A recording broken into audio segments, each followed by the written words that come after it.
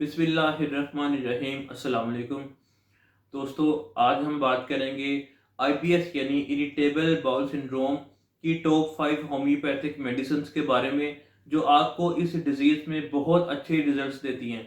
अगर आपको आईबीएस की डिजीज़ हो जाती है तो अगर आप ये मेडिसिन जो आपको मैं इस वीडियो में बताऊंगा रेगुलर यूज़ करेंगे तो आपकी जो आईबीएस की डिजीज़ है ये मुस्तकिल तौर पर ठीक हो जाएगी।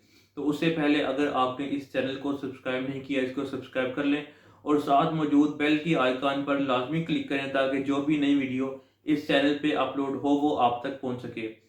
तो दोस्तों, सबसे पहले मैं आपको इरिटेबल बाउल सिंड्रोम बता दूं कि ये होती क्या है शॉर्ट में। दोस्तों, हम जो भी खाना खाते हैं, कुछ भी खाते पीते हैं, तो सबसे पहले जाता है हमारे स्टोमिक में। स्टोमिक के बाद फिर वो छोटी आंत में, छोटी आंत के बाद फिर वो लास्ट में आखिर में जाता है हमारी लार्ज इंटेस्टाइन यानी बड़ी आंत में। तो बड़ी आंत का यहाँ पे फंक्शन क्या है कि वो उस खाने में से जो खाना हमारी बड़ी आंत में मौजूद है, उस खाने में से बड़ी आंत पानी को अपने अंदर जज़ब करती है और जो गुड न्यूट्रिएंट्स होते हैं यानी प्रोटीन, मिनरल्स, विटामिन वगैरह, आयरन वगैरह, ये इन अज्जा को अपने अंदर जज़ब करती है और जज़ब करने के बाद ये वापस हमारी बॉडी में ब्लड के ज़रिए से भेज देती है। तो उसके बाद जो बाकी बचने वाला गैर ज़रूरी वेस्ट मटेरियल होता है जिसे हम स्टूल बोलते हैं, उसको बड़ी आंत हमारी बॉडी से बाहर निकाल देती है। तो ये जो दोस्तों सारा प्रोसेस है ये एक ख़ास तरह की मूवमेंट की वजह से होता है जिसे हम पेरिस्टाल्टिक मूवमेंट कहते हैं। ये दोस्तों एक वेव की तरह मूवमेंट होती है हमारी बड़ी आंत में। यानी अगर बड़ी आंत का एक हिस्सा सिकुड़ा है तो दूसरा हिस्सा फैलेगा और फिर उसके बाद जो अगला हिस्सा है वो सिकुड़ेगा। तो ये सिकुड़ना और फैलना ये मूवमेंट है बड़ी आंत की। इसी सिकुड़ने और फैलने की वजह से खाना आगे की तरफ मूव करता है और इसी वजह से ये बड़ी आंत उस खाने में से जो अच्छे न्यूट्रिएंट्स होते हैं उनको अपने अंदर जज़ब करती है। तो दोस्तों, ये ख़ास तरह की मूवमेंट है।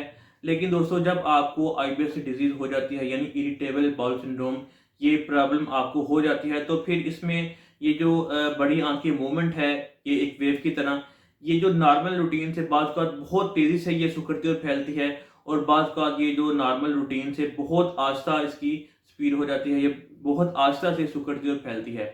तो अगर ये कंडीशन हो जाए यानी बाज़ औक़ात आपकी जो बड़ी आंत है ये बड़ी तेज़ी से सिकुड़े और फैले और बाज़ औक़ात बड़ी स्लो सिकुड़े और फैले, तो इस बेतरतीबी की वजह से आपको आईबीएस डिजीज़ होती है और इस पूरी कंडीशन को हम बोलते हैं इरिटेबल बाउल सिंड्रोम। यानी जो आपकी बड़ी आंत है ये इरिटेबल हो जाती है, इसकी जो मूवमेंट है ये बेतरतीब हो जाती है, कभी तेज़ हो, कभी स्लो हो। तो इस कंडीशन को हम बोलते हैं इरिटेबल बाउल सिंड्रोम। तो अब बात करते हैं कि ऐसी कौन सी टॉप 5 होम्योपैथिक मेडिसिन है जो आपको इरिटेबल बाउल सिंड्रोम में बहुत फ़ायदा दे सकती हैं।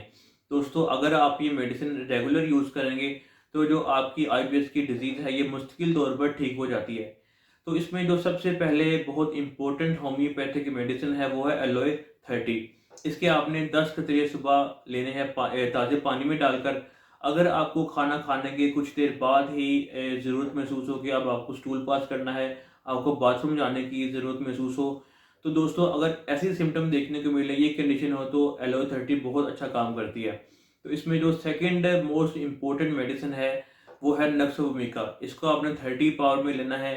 दोस्तों, ये मेडिसिन आईबीएस की डिजीज़ में बहुत अच्छे रिजल्ट्स देती है।